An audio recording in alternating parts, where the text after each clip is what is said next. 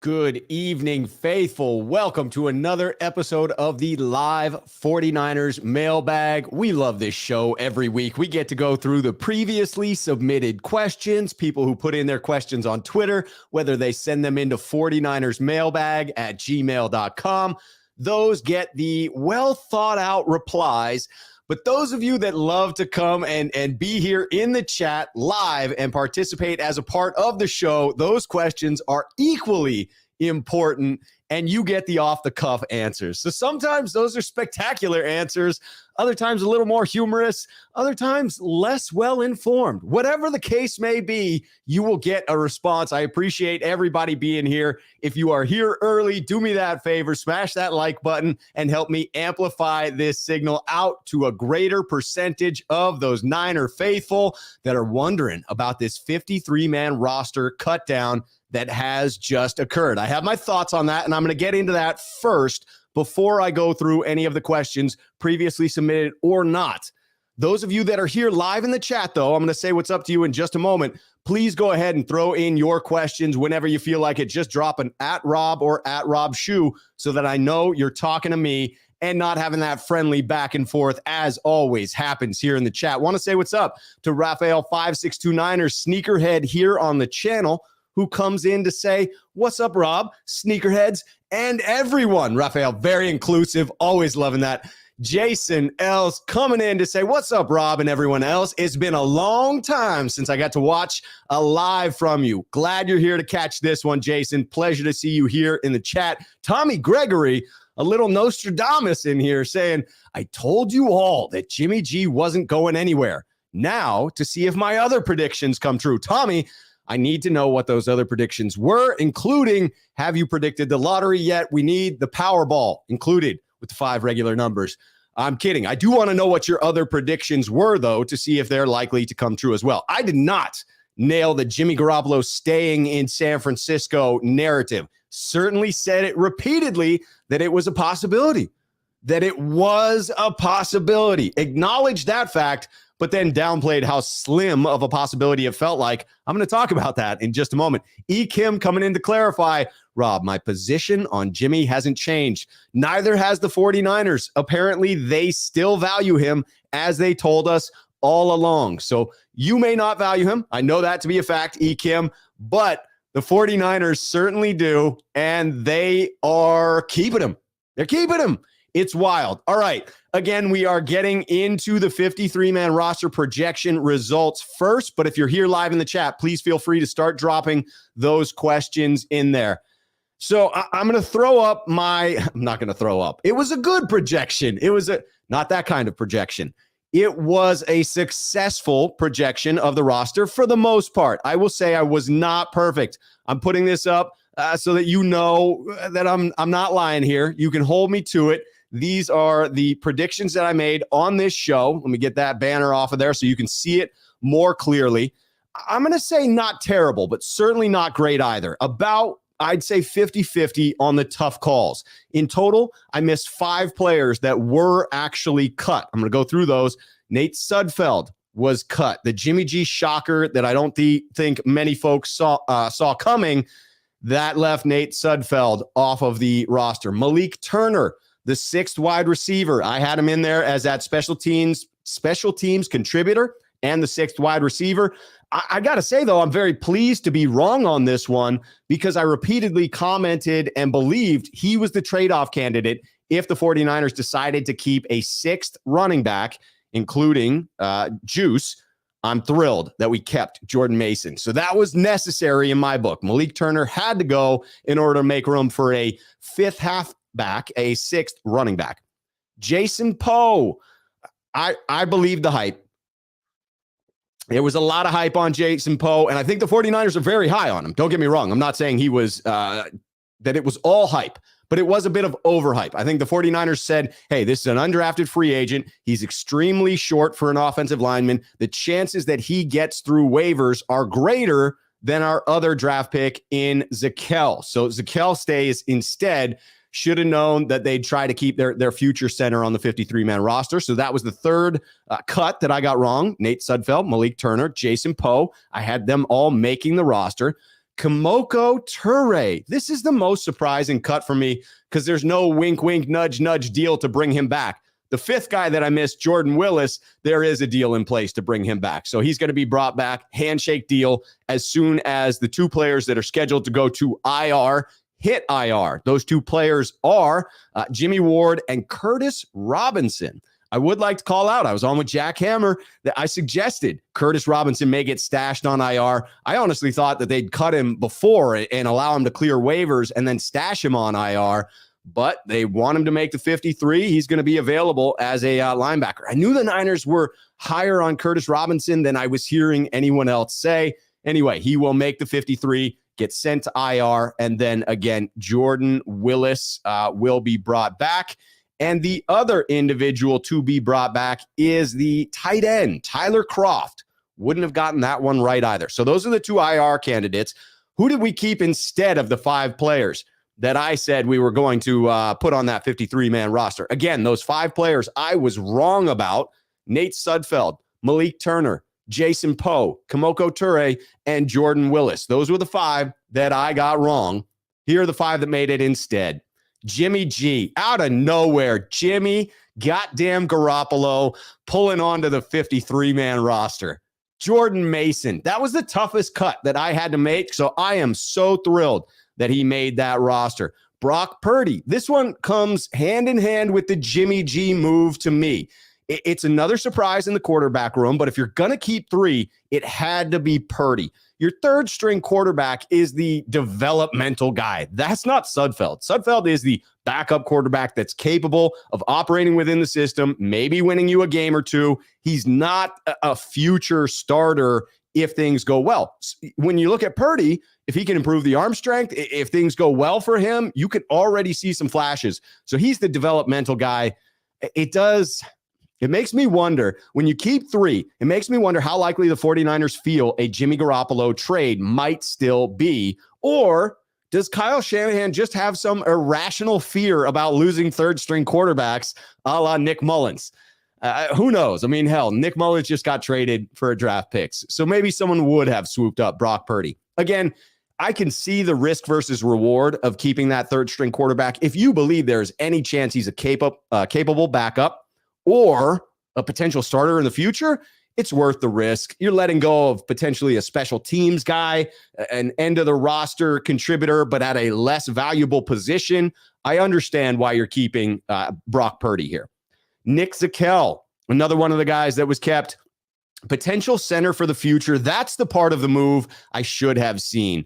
In allowing Poe to go, I still believe they want Poe to make it to the practice squad. I think in an ideal scenario, Poe will be on that practice squad. But if you look at Poe and Zakelj, which would be more likely to get poached if waived, you could argue the draft pick would be. He has the physical skill set, the measurables, if you will, to get drafted. Poe didn't. That's why he was sitting out there.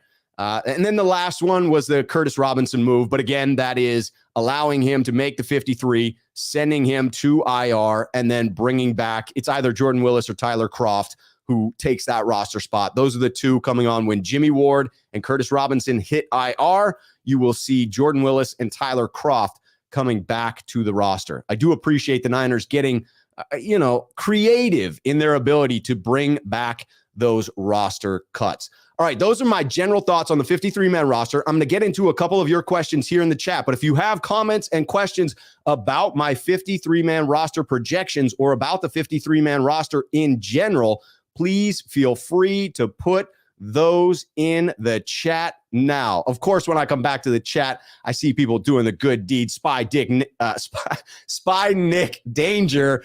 That was a bad mistake on my part. Saying hit the like button. Hit that like button. Let's get it going.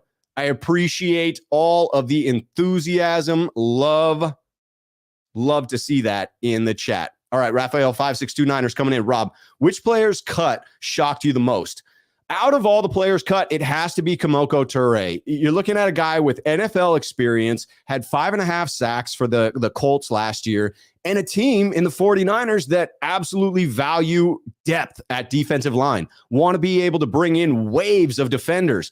I just thought that really completed the room for the San Francisco 49ers. I'm not going to be surprised if Kemoko Turay is brought back at some point. I also won't be shocked if another team signs him right away. I mean, you're talking about someone who can be productive immediately off of the edge. Plenty of teams out there looking for edge players. Kemoko Turay was the biggest shocker because I had debated whether it was possible, even if it was just Trey Lance and one other quarterback, whether Purdy might be that quarterback. So the idea that Nate Sudfeld was cut, not as huge of a shocker as the fact that it was Jimmy G who supplanted him on the roster. So that was a shocker for sure. I'm with Randall Riley, sneakerhead here on the channel. Glad Mason made it. Not so happy about Poe being let go. I'm with you on both of those, but when I look at Zakelj as being the replacement for Poe, it makes me feel better about that move. Still was enthralled by what, the hype was with Poe, but when I look at building the roster, when I look at the likelihood of clearing waivers, I can understand the move. But I agree, getting Mason on this roster feels like a win. Alan Elizer, sneakerhead here on the channel coming in. Rob Shue, what do you think of the Niners holding Brock Purdy? Hello, all. The Brock Purdy one is, again, it feels a little bit like Shanahan's refusal to just trust that no other team was going to come in and snipe Brock Purdy. They might have. Again, that's one that I'm not going to fault the 49ers for. I see the value in quarterbacks. It's astronomical when compared to many of the other positions on the team. Ronnie coming in. Rob, have you seen any other team cuts you would bring in for the practice squad? This is an intriguing one. There is that question later on in a previously submitted question. Jamie Bryant coming in to say hello. Hello, Jamie. Good to see you here. All right. I'm with Andre on this energy. Go Niners. Now we're rolling. Roster set, ready to go. I love it. Absolutely love the enthusiasm. Here we go. E. Kim saying, Rob, Lynch has no fortitude in Trey and waiting to see the quarterback controversy and its effects. I'm not in agreement on this one, E. Kim. You and I don't always have to be in lockstep. We didn't agree on Jimmy Garoppolo's value. You were clearly more correct in assessing the fact that he wouldn't be traded, that other teams wouldn't come knocking. I would point to other factors there, but happily also admit I was wrong in principle on it. When it comes to Trey, and does this signal a lack of faith in Trey? I don't believe that it does as strongly as I've heard others saying. I will get to that in just a moment. It is the next question up. Imagine that. People wanted to talk about Jimmy and Trey. It was a lot of questions about Jimmy and Trey. Here we go. Tommy coming in. Rob, if anything happens, I'd rather have Jimmy G than some nobody that has 0 reps in the league lead our team. That's kind of the point, is when you bring in Jimmy Garoppolo, if anything does happen, yes, there's considerable risk of a chaotic quarterback room, of drama on this team, of a cancer within the locker room. No doubt about that. I will talk about that in just a moment.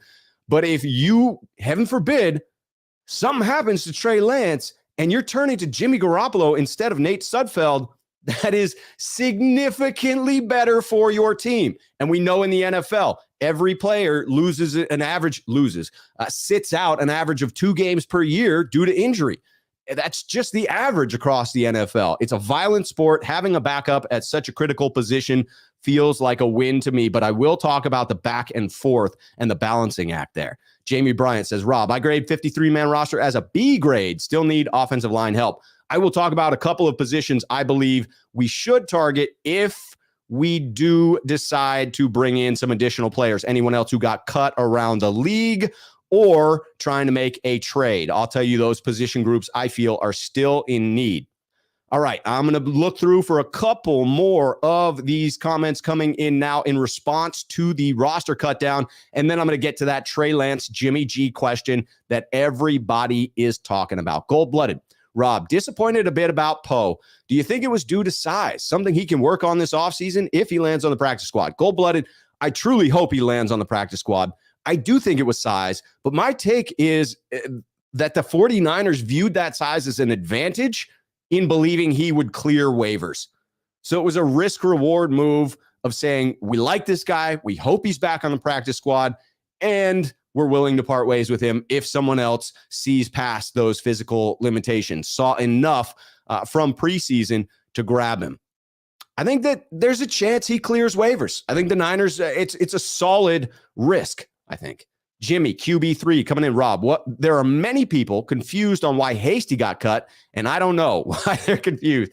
Yet to me, it wasn't really a question. I just went off of ability. The only reason I struggled in thinking of Hasty not making the roster is change of pace. He's a smaller, shiftier back, and I think that differentiates him from the rest of the running back room. So if you're building out your tool chest, you might say to yourself, we don't currently have one of those. We need to keep Hasty. But if we're talking about talent, running hard, ability, I'm definitely saying that Hasty didn't belong in that conversation, acknowledging he had a spectacular preseason. Acknowledging that fact. I love it. I love the respect in the chat. Ekim says, Rob, we have differing opinions, and that's fine. CJ Gray as well. Rob, we disagree as well. I am totally okay with it. Totally okay with disagreement, especially respectful disagreement. All right, Paul H. coming in saying, Rob Shue, I think it's the best scenario on paper. We just need to pray the locker room is as tight as the team tells us it is. Paul is on the money here.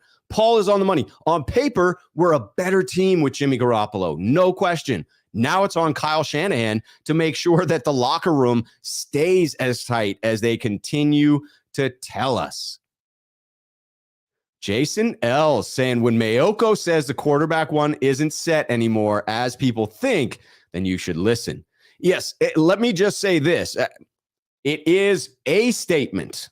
It is a statement. Let me get into it right now. All right, we're taking that one out of there. You don't need to see my roster predictions anymore. I'd leave it up the entire show had they been completely correct, but they were not. And so we will move on to the questions that have been previously submitted. Again, for those of you here live in the chat, go ahead and put in your questions with @Rob or @RobShoe or any responses to my answers as well. And we'll get those read out.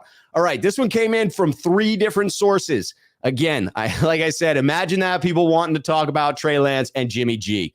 First one comes in from Thugga Spitta Hendricks. That's a Twitter handle. Thugga Spitta Hendricks says, was the Niners bringing back Jimmy more about Lance not being as ready as they want? Or, since they couldn't trade Jimmy, it was simply better to keep him as a backup? I like the phrasing of that question. Dave came in with the next one saying, why have they initiated and ushered in chaos by retaining Jimmy? Dave went slightly more negative on that one. Dave went Chicken Little, sky is falling on that one, right? They have initiated and ushered in chaos. Initiation and ushering in of chaos. You could turn that into a great punk band name. It would absolutely be a great one. But it's also somewhat true. They did invite chaos, and there is going to be a fair amount of stress around this team. I don't doubt it at all. And then lastly, this is the one we're going to leave up as we answer it. We've got, Rob, what is the real deal? What is the real reason they kept Jimmy? This one coming in from Treasure, a sneakerhead here on the channel. All right, so first and foremost, these are great questions. Ultimately, this comes down to value of an asset. That's it. The 49ers, specifically John Lynch, Kyle Shanahan, and Jed York all told us they valued Jimmy Garoppolo as a starting level quarterback. They wanted to be compensated in a trade as if he was a starting level quarterback. Other teams, if there were any legitimately interested, they played chicken, and they thought that the Niners would release him for nothing and they could simply swoop in and pick him up. If Jimmy hadn't taken this massive pay cut, and it is absolutely massive, I believe he would have been released. So my logic there is Jimmy clearly shares the belief that this is the best situation for him. Otherwise, he would not have agreed to such a conservative approach to this season. He would have said, cut me. I'll go try my luck at landing with another squad. I will bet on myself. He didn't do that. He took the layup in this regard. I don't believe that either party tried to make this the reality from the outset.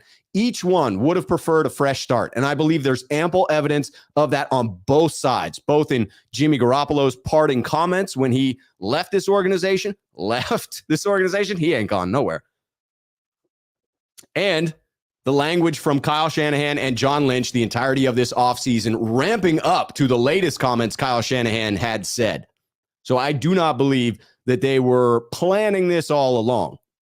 But both did eventually decide to make the best of an awkward situation. The Niners gained valuable depth at the quarterback position. Sounds like they still might be able to trade Jimmy if a suitable spot that he agrees to opens up for him to start at some point during the season. So there's still an out in some way.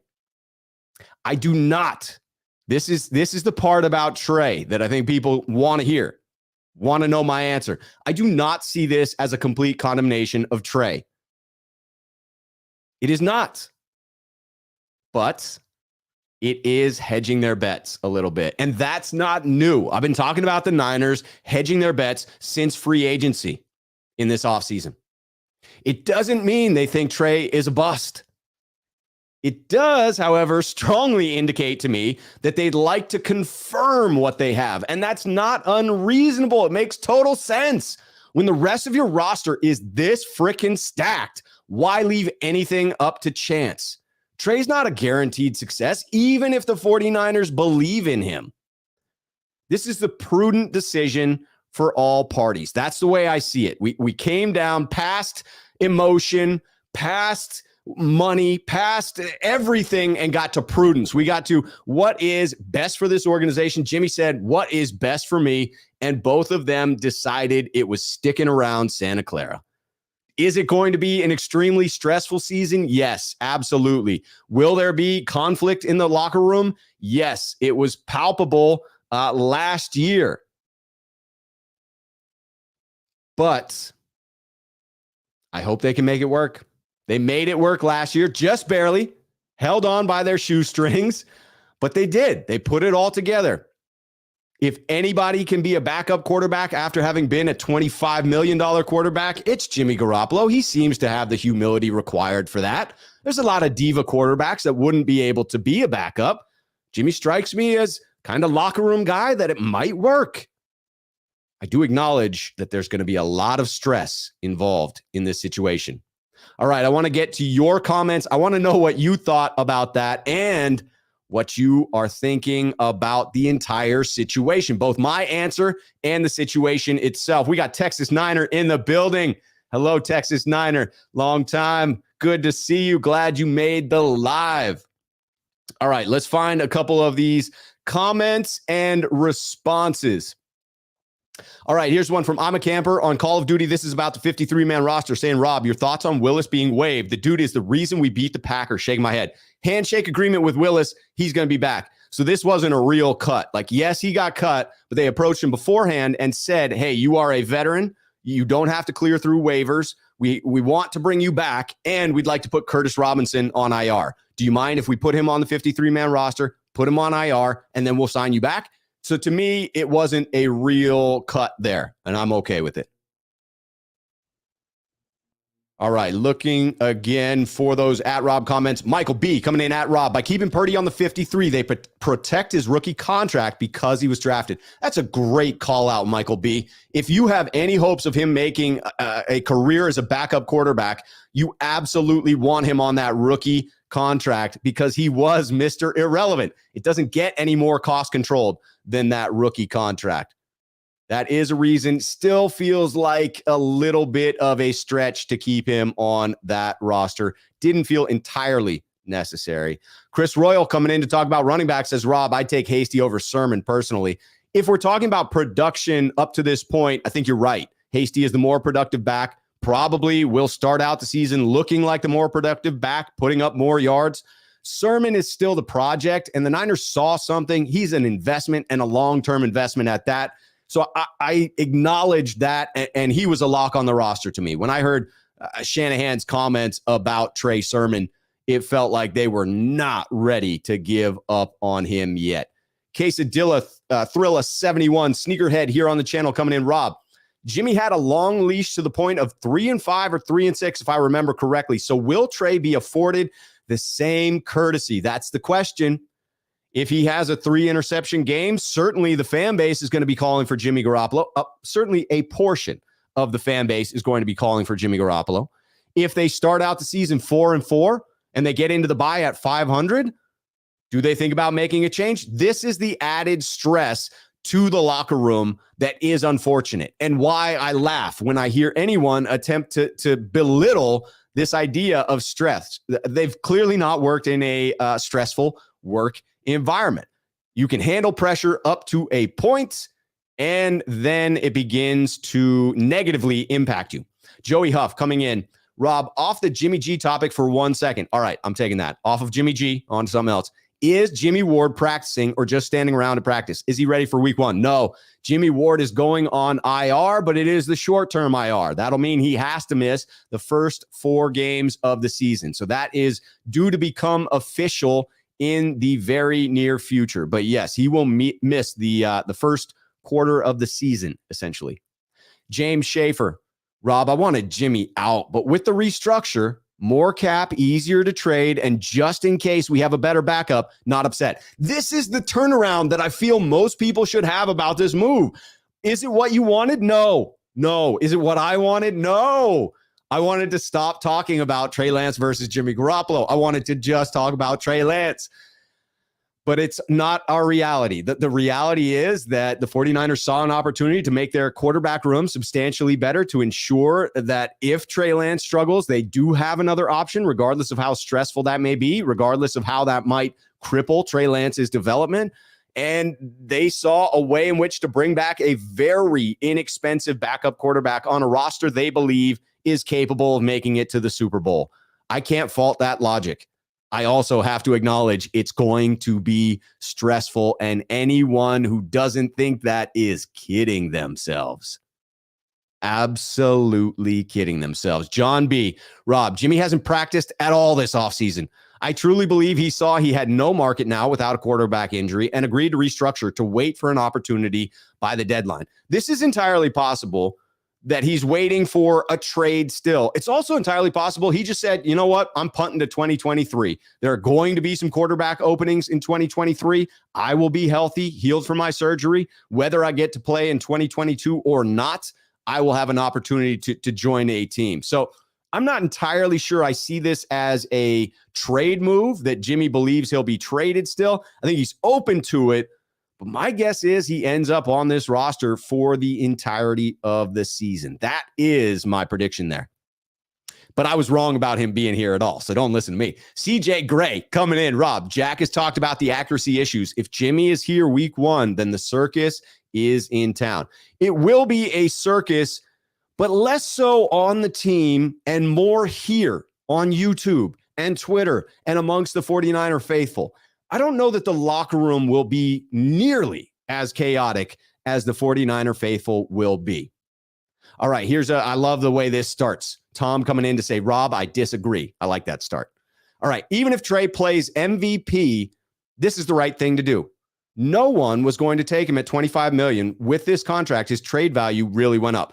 That's true, but only relevant if the Niners do actually trade him, are actually pursuing that trade and get lucky that a team sustains an injury. I know that's odd to wish luck for an injury. I'm not certainly wishing it, but if the 49ers and Jimmy's plan is to still get traded, that's what they're banking on. Something that you cannot predict. My belief therein is that you're not basing your decisions on something you have no control over. So Jimmy said to himself, I would rather be here at $7 million, even if I don't end up playing, and hit free agency in 2023. But I see the point you're making there. I just can't see someone basing it off of, well, someone will eventually get injured by the trade deadline. That might not happen.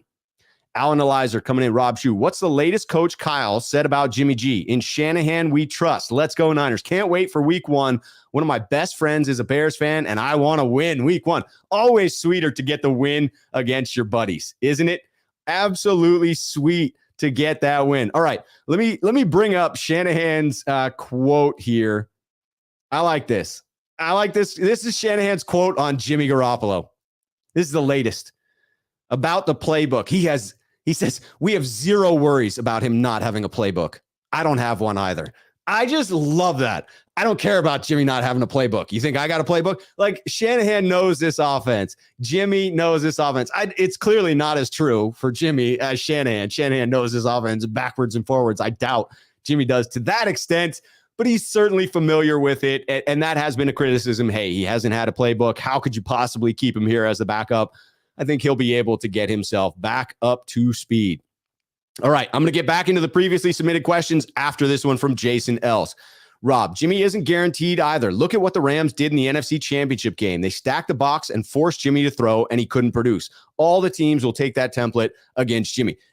Yeah, there's no guarantee that you win with Jimmy either. What I'm saying in the hedging your bet is if you start Trey Lance and as a team, the San Francisco 49ers say to themselves, you know what, he's still developing. He's just not ready, but we have a stacked roster. They may believe Jimmy gives them a better chance to win. I mean, look at the playoffs last year. You point to that NFC Championship game.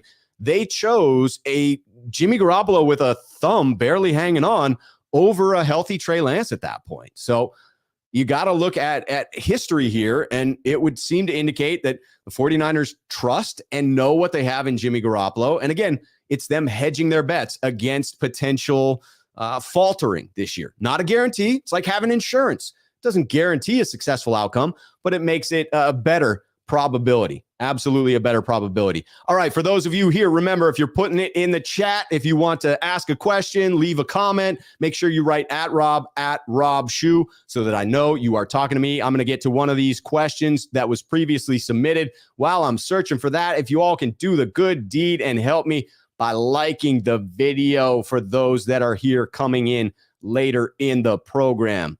Much appreciated in that regard. All right, this one's coming in from Swan Song. We're going to get to it. Swan Song says, if Trey and Jimmy were cool with each other after the season, why did they unfollow each other on Instagram? Was that to be polite? Let's be real here, Swan Song. It got awkward. Hell, it was always awkward. This is the point where I'm talking about the awkwardness. It's wild to me that some people are trying to insinuate that there was no drama last year. I'm not talking about Swan Song here, nor any specific viewer, just for clarity. Pardon my French, but if you feel that way, what the fuck were you watching? Like, there was clearly stress. It was clearly tense. Players hated answering the questions continually. Kyle despised answering the questions continually. Everyone said it was a relief that it was over. Well, it's not over. And it will get tense again.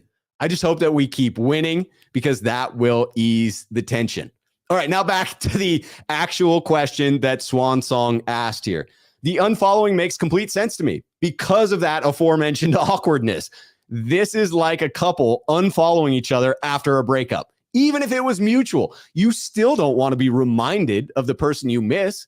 Jimmy, I would guess, loved his time here in San Francisco for the most part. I'm guessing he was pissed that the team moved on from him. So there were some hurt feelings. It's easy to see why he would want to unfollow the guy that supplanted him. That makes sense to me. From Trey, he tried to stay friends with Jimmy. You heard what he said at the end of the season presser. Jimmy and I are buds. Like, we'll be buds for the rest of our lives.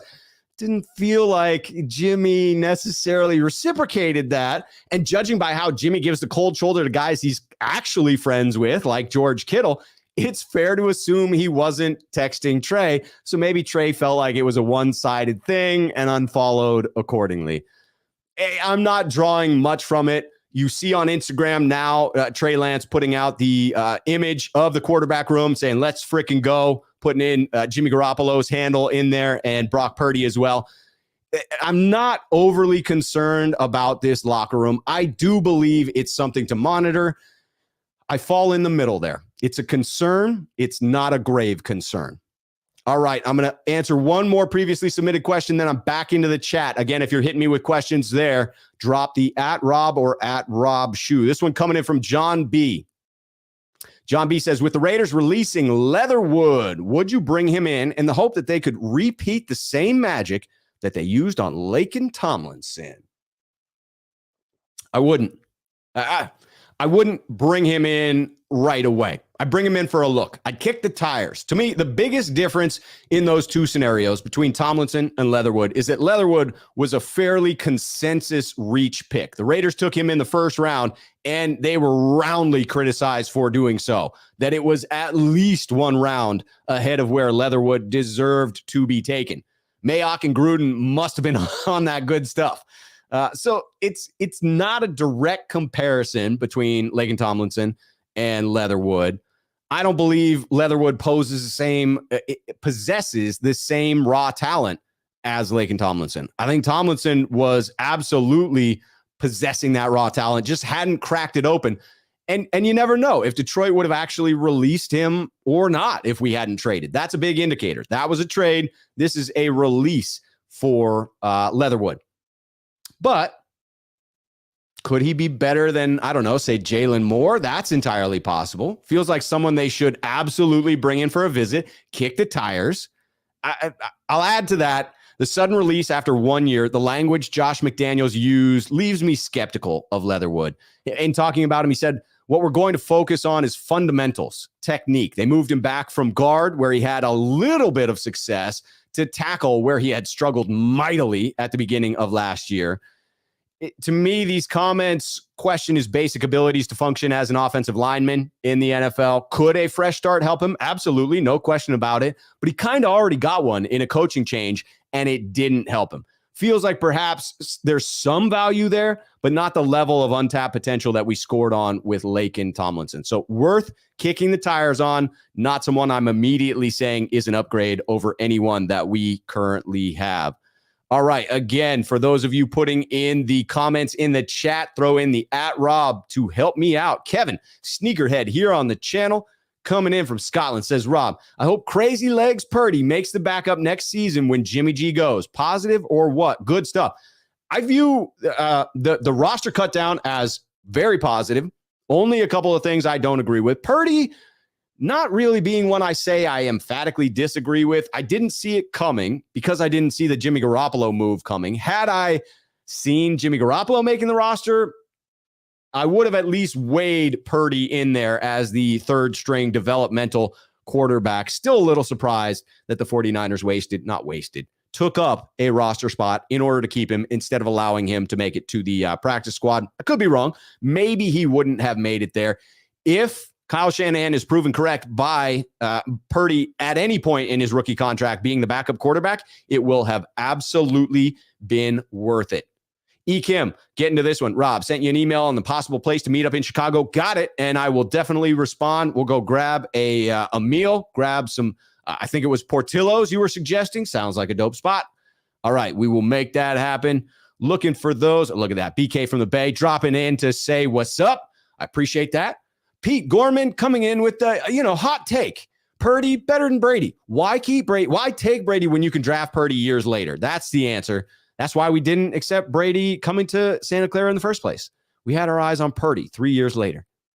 Junior coming in, Rob. Mason is a great keep for us for sure. Also, keeping Jimmy was a great chess move for Coach Kyle. We're waiting for the NFL teams to make their next move. It definitely called the bluff of any teams that were playing chicken with the San Francisco 49ers. Any teams that believed the Niners were just going to cut Jimmy Garoppolo, you were tripping. You were tripping if you thought that, because Kyle Shanahan, John Lynch, they told us all along, we value Jimmy Garoppolo. If no one else does, we will happily keep him because we think he has starting quarterback value. That's a rare asset. A starting quarterback in the NFL. There are fewer than 32 of them in the entire world. That is a rare asset. It does have value, even if it's only to the 49ers. Somebody believed there was value. Now, you may disagree with that value, but the Niners have established that value as a backup for $7 million with upside heading up to 17. Texas Niner coming in. Rob, no way is Jimmy on this team at the end of this season. I said there was no way he'd be on this team right now, and here he is. I think there's absolutely a chance he is on this team by the end of the season. I would give it a greater than 50% chance. Happy to admit when I'm wrong on that. It will be a wave of relief when he is gone. Paul H., not because I despise Jimmy, just because the situation will be over. Paul H., Rob Shue, not the biggest fan of Jimmy's play, but after this, what a guy. Taking that discount. Quesadilla Thrilla. Rob, are you glad they kept Jordan Mason? Ecstatic about that. Very excited that we kept Jordan Mason on the roster. Felt like last year's Elijah Mitchell. When I heard Jack Hammer talking about him. Man, it was phenomenal. Phenomenal. Texas Niner back in. Rob, the bigger bet is what draft picks do we get for Jimmy? I say we get a second rounder.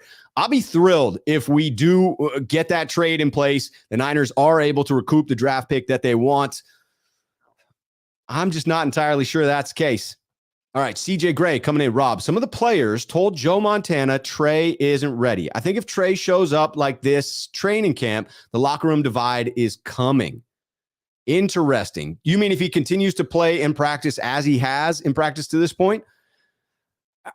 A locker room divide feels like a hard line to get to. This locker room is tight. This locker room understands what's at stake. And they understand that you need to be behind the guy that you're behind until the next guy is actually on the field. I'm not super concerned about meltdown level locker room cancer. I do think it adds stress. There's no doubt. It's not that I think. I know that it adds stress to this equation. Anyone who tells you differently is, quite frankly, crazy. The level of stress that it adds and the effect that stress might have on the individuals, that's something we can debate. But if you try to tell me that there's no stress involved with it, I just can't even speak to that. Not that CJ is. I'm getting off track here, CJ. All right. If Lance struggles, I could see problems. Locker room divide. Again, that feels a little strong in the language. All right. Got to get some super chats. I apologize.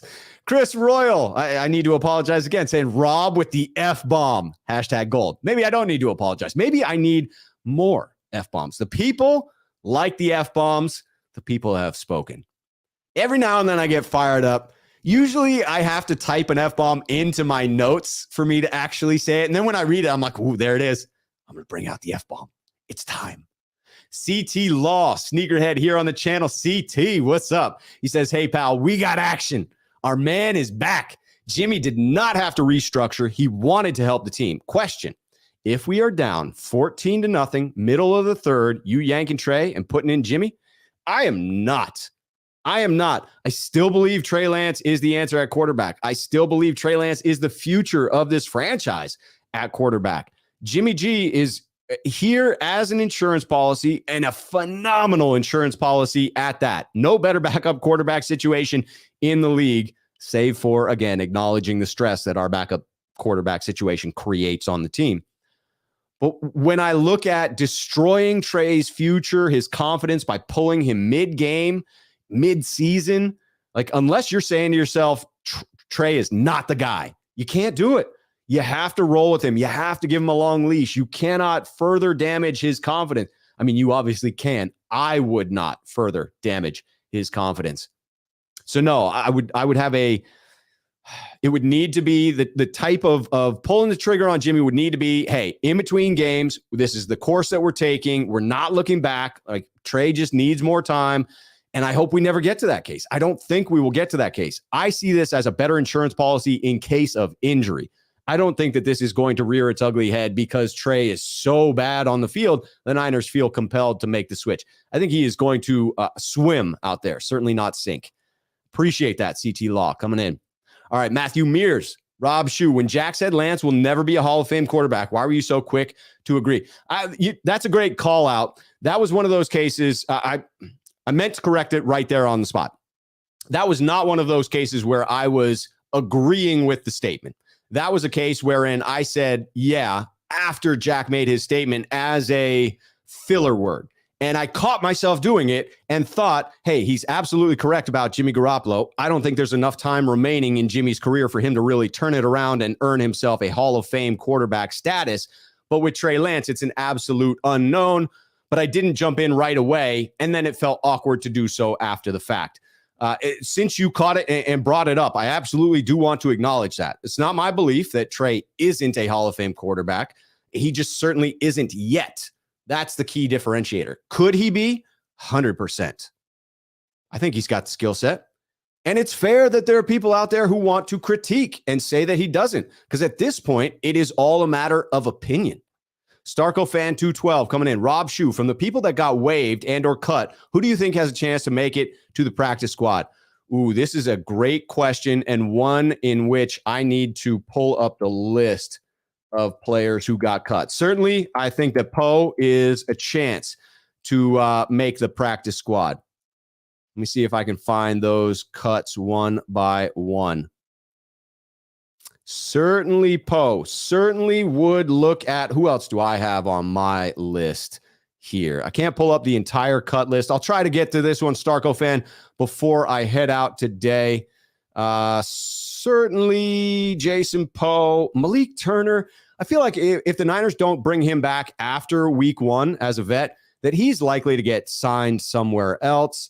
Nate Sudfeld, you could see Nate Sudfeld reverting to the practice squad. Absolutely. I mean, he's already getting $2 million guaranteed from San Francisco. If he doesn't end up with another squad, I would see Nate Sudfeld being a practice squad candidate. Jason Poe, certainly on there. I wouldn't see Malik Turner or Kamoko Toure being on the practice squad. And I don't have the rest of the cuts in front of me. Tariq Castro-Fields would be another one that I would assume would make the practice squad just off the top of my head. Quantrez Knight would be another one that I would expect to make the practice squad. Jermichael Hasty, if he's not claimed by another team, I would expect him to be on the practice squad. Those are just off the top of my head. I'd need to see the cut list to get a little more specific. Harold coming in to say, Rob, the locker room will be fine. The fan base is a different scenario. That's a fact. The second part of that is a fact. The first part, I agree with. I hope it will be fine. There will be added stress. I wholeheartedly agree with the second part of that. The fan base is already a shit show over this. So yeah, it is only going to get worse. Jonathan Lamont coming in here with the super chat, not the super chat, the regular chat. Rob Shu, what's up, Rob? The roster is nice. I would not have kept 5 backs. It will be worth it if they can get Poe, West, and Turner back. That would be nice. I love the 5 backs, 6 if you count Juice. That is I've seen people saying bully season. That is a bully season move. It is the Niners acknowledging we have had some depth issues at running back. We are going to be a run-first team. We need these bodies. We scored on another undrafted free agent rookie, and we are absolutely going to keep him here. I would also be thrilled, though, as you point out here, if we get Poe back on the practice squad, Donovan West. That feels less likely to me with the Zakelj move, keeping him on the roster, but you never know. Could keep Donovan West on the practice squad as well. Have your backup center of the future in either Zakelj or West. And then certainly if you could get Malik Turner back on the practice squad, that would be a win as well. I do think that he contributes enough on special teams to warrant a roster spot with somebody, some team out there.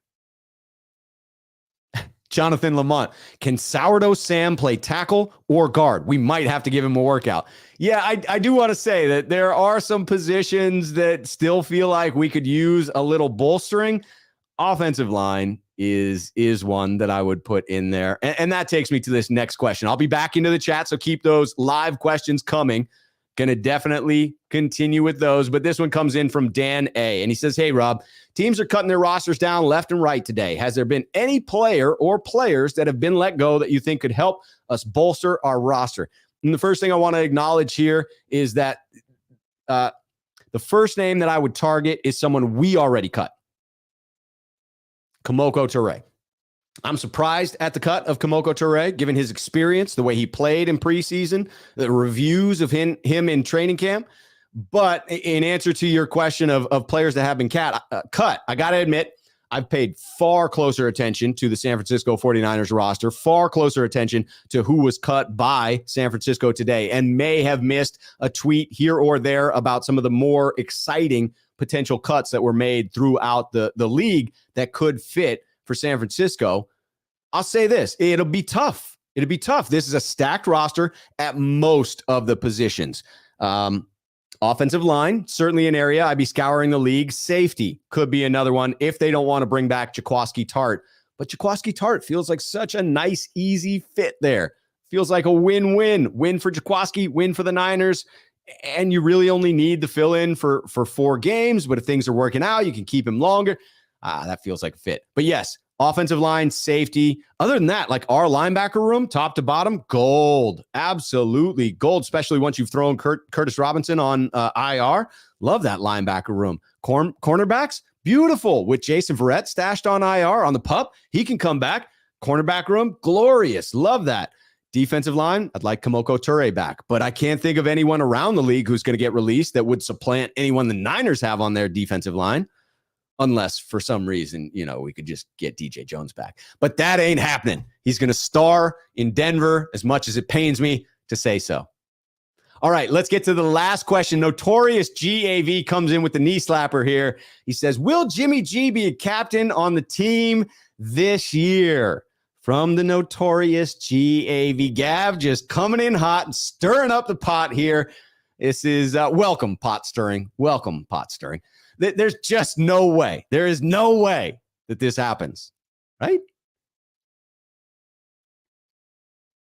Jimmy being on this roster for 2022 was something I couldn't foresee. I gave, a disclaimer that I was like, hey, he's not going to be on this roster for 2022, but it's a possibility. It could happen. I got to acknowledge it could happen. That's what I'm going to say about this. Will Jimmy G be a captain on this team? No, but it could happen. It's not going to, but it could. And that's where we are, folks. It is weird. It is an odd season already, and we're just starting. All right, I'm getting back into these comments. We are closing out in the chat. So if you've got those last comments and questions, get them in there with the @Rob in there. All right, Jason Trevino coming in with a question. Saying, Rob, I honestly don't understand how there is so much confidence in Trey on such a limited body of work. Jamarcus Russell, Kaepernick. This goes back to my point about the 49ers hedging their bets. They're not betting against Trey Lance. If they were doing that, they would have traded Trey Lance and they would have reinstalled Jimmy as a starter. But they are hedging their bets. They are saying, hey, do we believe in Trey Lance? Yes, that's why he is named our starter currently, why he will start this season, and why they're hopeful he can be the quarterback of the future.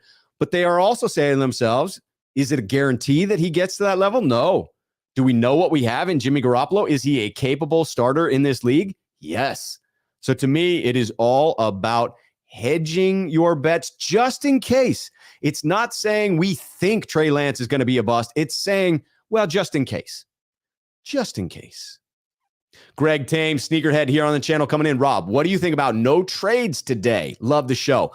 A little bit surprised that there wasn't a fringe roster trade for the San Francisco 49ers, a way in which to send out some talent, bring back in a draft pick, and not have to cut or waive a player. Again, going back to asset management.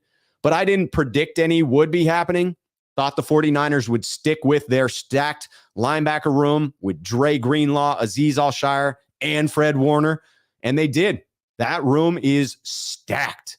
That was where I saw a potential trade when one didn't happen. Not surprised, but I thought that was a possibility.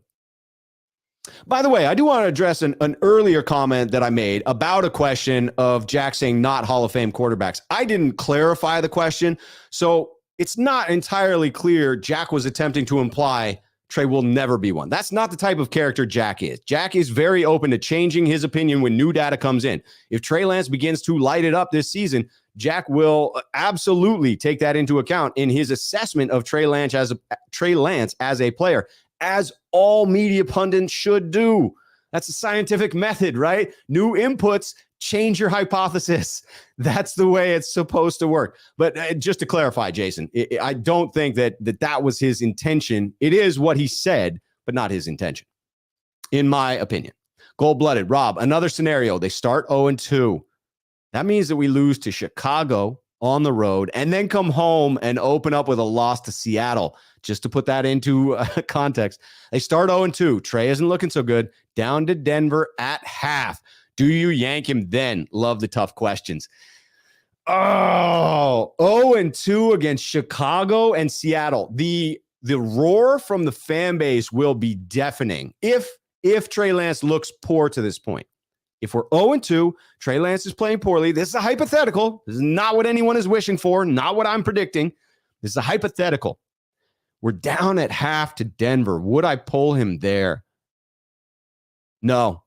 I think it has to be a very intentional, like, hey, we're making the switch to Jimmy Garoppolo. To me, it should be done in between games, pays more respect to who you hope is your franchise quarterback going forward. But I just don't think we're going to be in this scenario.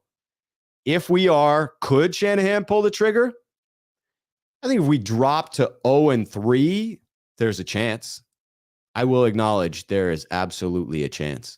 Ellis 10, Rob Shue, Jimmy G outright acknowledged that Trey Lance was drafted due to Jimmy's injury history. Are we talking about Kyle or John Lynch? I don't understand all the extra hype or fake news on his understanding for this. What's your take? All right, Jimmy G outright acknowledged that Trey Lance was drafted due to Jimmy's injury history. I don't understand all the extra hype or fake news on his understanding for this. What's your take? I mean, I think I've given my take already. I'm not entirely sure I'm understanding the angle of the question here, LS10. I might need you to ask it slightly differently. Every now and then my brain just doesn't want to cooperate in like piecing it together.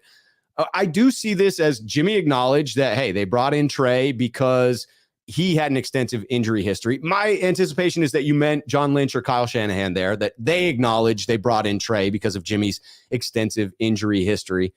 But they also have acknowledged they wanted a player with greater upside. They wanted someone who was a quarterback who could operate from the pocket, much like Jimmy Garoppolo does very successfully, moderately successfully, and have the legs and the cannon arm to be able to push the ball down the field outside the numbers and get outside of the pocket.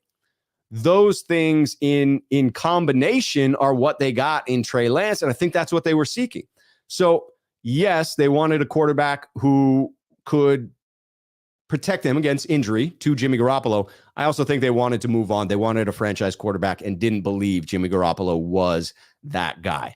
All right, saw a super chat coming in. You know I got to get to it. I'll be back to get to those other questions, though. William Bennett, sneakerhead here on the channel, says Trey needs to win both weeks 1 and 2 and by big scores. He's got to look good, that's for sure. He does need to look good to quiet the crowd. Not because Kyle Shanahan will pull him too early. I don't think that's going to be the case. I think he's going to have a reasonably long leash.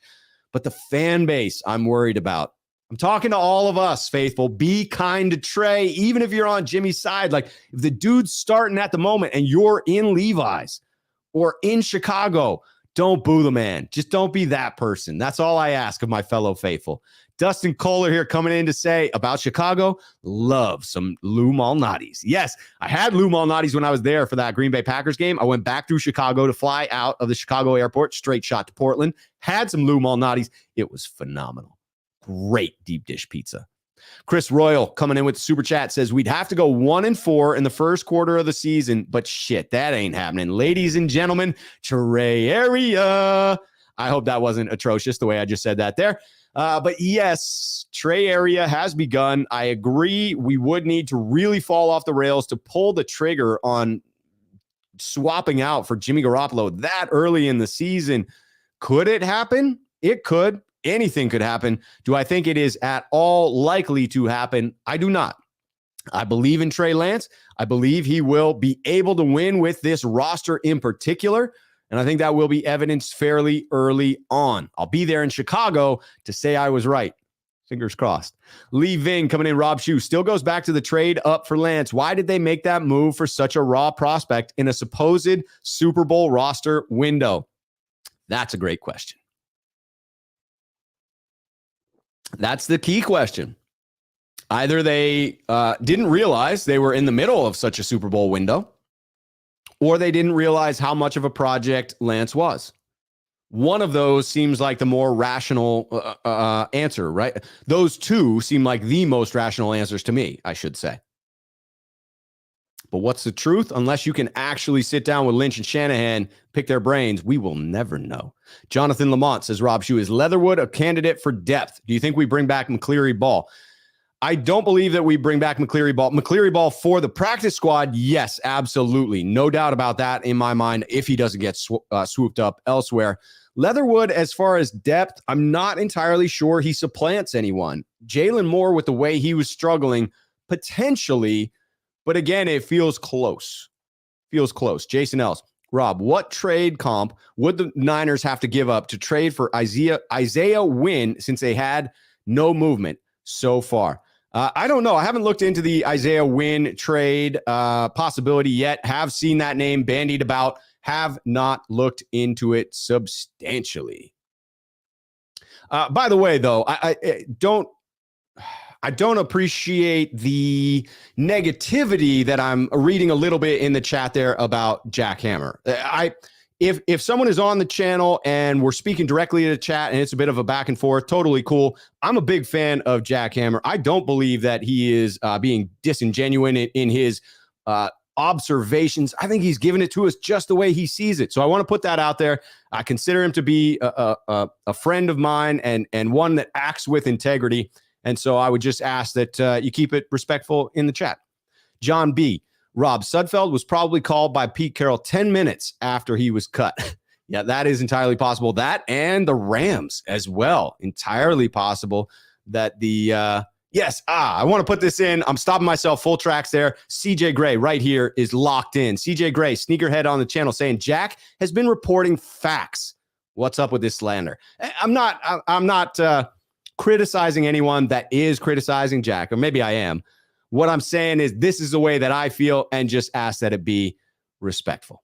Bullpup 33 coming in. Rob, told you not to sleep on Purdy. Yeah, you and a couple others. I didn't listen. I should have. I should have known that Kyle was too paranoid about losing a third string freaking quarterback. Dustin Kohler coming in. Just jumped into the chat, so forgive me if I missed it. Reason behind Purdy over Sudfeld. I went to this one as soon as Jimmy Garoppolo was the backup there. That third string quarterback becomes the developmental prospect that you want. And Nate Sudfeld, as much as he may be capable of winning a game or two, doesn't strike me as a developmental project. You know what he is. You know his limitations. Brock Purdy, on the other hand, very much a developmental project. If you can keep him, if he eventually becomes a backup quarterback on that rookie contract, that would be a huge win and would be worth the roster spot at that point. Kevin coming in. Rob Shoe, final cuts are never truly final. That's true. Going to be a lot of clever work with IR, practice squad, and first team over the next few days, even the next couple of weeks, because after week one, anyone that you sign, as far as veterans go, their salaries are not guaranteed. You sign them prior to week one, their salary's guaranteed the entire season. Sign them after week one, you can cut them. They can come on and off the team. Someone like Dante Johnson, the Barnacle, is a prime candidate for that. Let me finish this comment. It says final cuts are never truly final. Going to be a lot of clever work with IR, practice squad, and first team over the next few days. We need the O-line strength. What is PUP by comparison? Physically unable to perform. And PUP is a designation that you get if you were injured in college and then you were drafted already injured, or you were injured training during the offseason and you come in. I believe if you are still recovering from an injury from the prior year, you can also be put on PUP. It's just a different injury designation, and it's one that you can be put on during training camp without having to make the 53-man roster because the injury existed prior to training camp. I hope that was clear because I just did that one off the cuff. Here we go. Chris Royal. Rob, Jimmy would have to take Juice's captain status. Oh, wait, don't get Gav fired up about Juice's captain status. Telling you. Manly Shavers. Rob, I don't see how much confidence they can have in Jimmy when he doesn't learn from his picks. He's got serious limitations. There's no doubt about it. But as a backup quarterback, I just can't argue that there's anyone better out there. I think he's better than, I don't know, about 8 or 10 other starters out there right now. Quesadilla Thrilla. Rob, will the Niners be signing O-line help now that they are now, or are they solid? The O-line and safety are the two position groups. I believe it's possible we scour the waiver wire and bring somebody back in. Starco Fan 212. Rob Shoe, biggest shocker on who got cut. Oh, we went through that. And my biggest shocker was Kimoko Ture. But I agree, the Jason Poe cut was surprising. But when I saw Zakel, I felt like I should have gotten that one. Alan Eliza, Rob Shoe, have you gotten your tickets for the Niners-Bears game yet? Smash that like button like Gore hit the line on every run play. Appreciate you, Alan. I haven't. I'm rolling the dice, getting towards the end. When we get close to the game, I will definitely be pulling the trigger on some tickets. Probably a ticket, unless I bring somebody there to join me at the game. It's pretty easy to pull up and get one single ticket. So I try to get the deal. All right, looking for those at Rob Shoe. The last one's coming in. We have crossed the hour. All right, this is a food question. You know we've gotten to the end when we hit the food questions. If you're departing because it's a food question, smash the like button on your way out. Stargo Fan 212 says, Rob Shoe, Chicago or New York style pizza? I say yes, please. I do not discriminate against pizzas. All pizzas are delicious. And I'd have to compare a specific Chicago pizza against a specific New York pizza. I cannot say one is inherently better than the other. Very dependent upon execution of the pizzas. Quesadilla Thrilla 71 super chat coming in. Sneakerhead here on the channel. Rob, did you hear about Chicago saying they're going to show us what's up because we passed on Justin Fields? Oh man, we've got ourselves a grudge match. A good old-fashioned grudge match, and I'm here for it. Absolutely don't overlook the Chicago Bears. Everyone's been saying how trash they are. So have I. And yet, any given Sunday, they are clearly hearing this. It's the locker room material. They are clearly going to be fired up to come up against Trey Lance and the San Francisco 49ers. You cannot overlook a team in the NFL. Tommy Gregory, Rob, I have heard we are not Super Bowl contenders this season, LOL. I am all in, and I stand faithful behind my team. We got this. Trey will shine, and we will have a backup too. JS, we need no haters, just faithful. Hey, I'm okay with people who want to do a little bit of critiquing. When they go, hey, the sky is falling, that's where I try to talk some sense into folks because I'm with you here. Nothing has changed in that this roster is super talented. In fact, it just got more talented by keeping Jimmy Garoppolo around. I will acknowledge it still could turn into a circus, but it'll be a fun to watch circus. Yikes. Jonathan Lamont, yes, absolutely. And no one should be saying anything definitive here because I think I've been very clear about it. It was a random statement. He was talking about Jimmy Garoppolo. He lumped in Trey Lance with that and said neither will be Hall of Fame quarterbacks. I believe that to be a simple misstatement, meaning that Jimmy won't be one, Trey isn't one yet, or maybe even neither one is yet. Simply omitting the word yet is not something that I'm going to use to say Jack Hammer doesn't believe that Trey Lance could be a Hall of Fame quarterback. I have had many conversations with Jack about Trey Lance. He is a fan of Trey Lance. He believes in the skill sets that Trey Lance possesses. He is also accurately reporting what he has observed in Trey Lance's practices, in what he's been able to do real time. So I agree, need to chill. I don't think anyone was not chilling here, but I do just want to clarify that I don't think it's fair. When you're doing a live stream, you can't take every single word someone says and say it's gospel and say it's what they intended to say. Because stuff happens when you're live. You say some stuff that maybe you hear yourself say it and maybe you don't. I'm sure if Jack were here, he would clarify. So I agree. When someone's not here, better just to say it doesn't match up with what I believe Jack would have said. So I'm going to guess it was just a simple mistake. All right, here we go. Jonathan Lamont coming back in to say, from Mr. Irrelevant to quarterback 3 is on ESPN 30 for 30 in the making. Your thoughts? I would love to see a 30 for 30 on Brock Purdy later on. It rhymes. 30 for 30 on Purdy. It would mean that we were right in keeping him. So yes, absolutely would love to see that. Lester San Jose says, Rob Shoe, do you think there's a little lesson learned with Kyle's RG3 experience and lessons from not having a solid backup quarterback? He may be a little bit shell-shocked from that because he ended up keeping Nick Mullins, didn't seem necessary at the time. Again, keeping Brock Purdy doesn't seem necessary. But to your point, he may have said, hey, fool me once, shame on you. Fool me twice, shame on me. And Kyle Shanahan didn't want to be fooled again. I like this one. Lee Ving, Rob Shoe. Jack knows football, tells it how he sees it. Film breakdowns are essential, and he will consider other opinions. Absolutely true. Jack is one of my favorite people to collaborate with because he is open to new ways of seeing things. He takes in new information. Critical to take in new information and not just have your own opinions. All right, Dr. Jaspreet says, Rob Shoe, go to Cindy's rooftop, sip some whiskey, have a nice view of the bean, try to make reservations at Aviary for drinks today if you can. I like it. Getting some some good recommendations on Chicago. I got a nice spot reserved for dinner. Looking forward to some food while I'm in Chicago. Looking forward to a lot of fun things in Chicago. Going to be a good trip. Appreciate that info. Starco fan 212. Rob Shue, if Bill O'Brien was GM, what do you think he would have traded Jimmy G for? He would have cut him. He would have traded Jimmy G and one of our second rounders for someone else's 7th round pick. Bill O'Brien was the worst at making trades. Just the worst. Leaving Rob Shue. Don't know any less than 5-year quarterbacks will be in the Hall of Fame. Mahomes is on the way. Yes, this is my point, that it's too early. I think it was just misstating. It's a live stream. Can't hold him to every single word. It's just not fair. I'd be held to a lot of stuff if that were the case.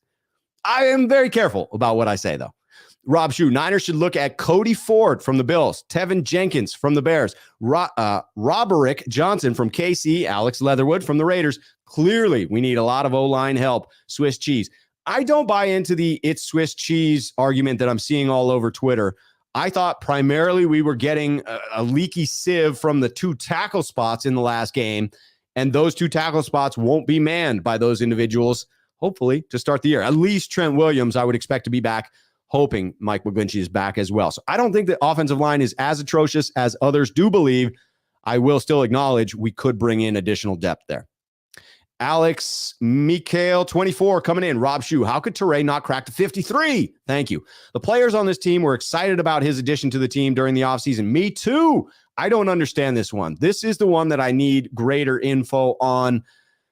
Maybe there's a reason behind it I'm not seeing right now. I've seen others on Twitter whose opinions I respect say, hey, this wasn't a shock to me. Did I think he could make the roster? Yes. So clearly there's logic to it. Very deep position group, no doubt about that. But I'm digging into that because I feel like we may regret that cut.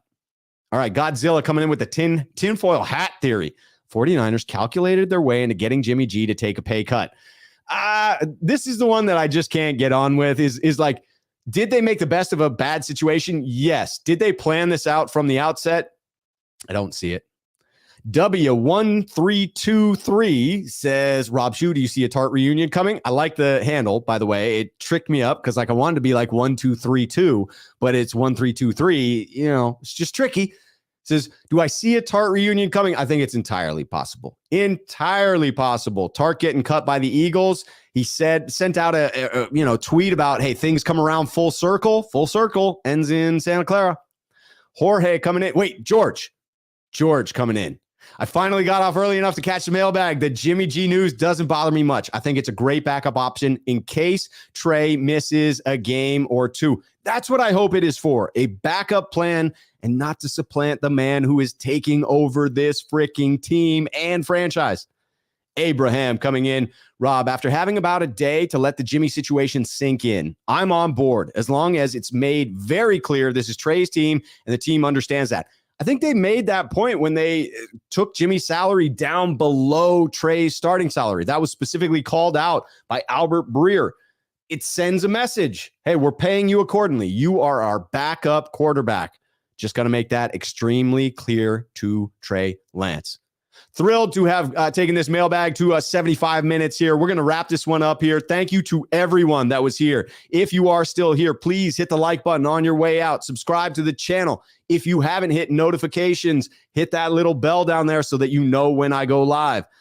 This was a great show. Appreciate everyone who submitted the questions ahead of time to 49ers Mailbag at gmail.com. And every one of you that was here in the chat going live.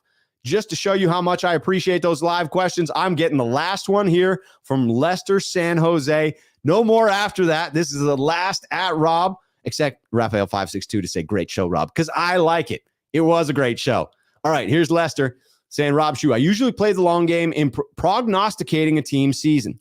Do you think game 10 or 11 is a fair sample size to assess Trey? If they make the switch, how would that be spun by Kyle Shanahan? I don't anticipate they make the switch. If they do, they'll point to the idea that, hey, I told you we should have Jimmy Garoppolo on this roster. Now do you believe us? I think you can spin that to a positive pretty quickly. It does then go nuclear on Trey, and that meltdown is, to me, you can't stop it. And that's why putting in Jimmy, if it's a quality issue, if Trey is struggling and you put in Jimmy, you've nuked the whole freaking country at that point. Like it is, it's hard to come back. That is scorched earth in some ways, in my opinion. To your first question, is it fair to grade Trey after games 10 or 11? I think so. I think you'll have a pretty complete picture of how he's doing this season. Will it indicate how he's going to do for his entire career? No, absolutely not. But how he's performing this season and whether he can take us the rest of the way and into the playoffs, yes, absolutely. I appreciate everybody sticking around for that last question. And I see, oh, look at that. People coming in, even with the super chats. I have to. Great show, man. Thank you, Chris. Appreciate that. Paul M., I'm not going to read this. Absolutely will not put it up on the screen and spend some time talking about it. But every time I see the @RobShoe, I'm so tempted to put it up. I just can't stop myself. I appreciate all of you, and I'm sorry if I didn't get to your last second question, but this thing would just keep going on forever and ever, and we have to wrap it up. I will be back tomorrow with Random McMahon between two beards at 5 p.m. Love the mailbag show. Love your participation. Thank you to everyone on the channel, whether you're a sneakerhead, just someone who subscribes, or just someone that popped into this stream. Appreciate you being here. Look forward to this season. Go Niners. Until the next time, cheers, faithful.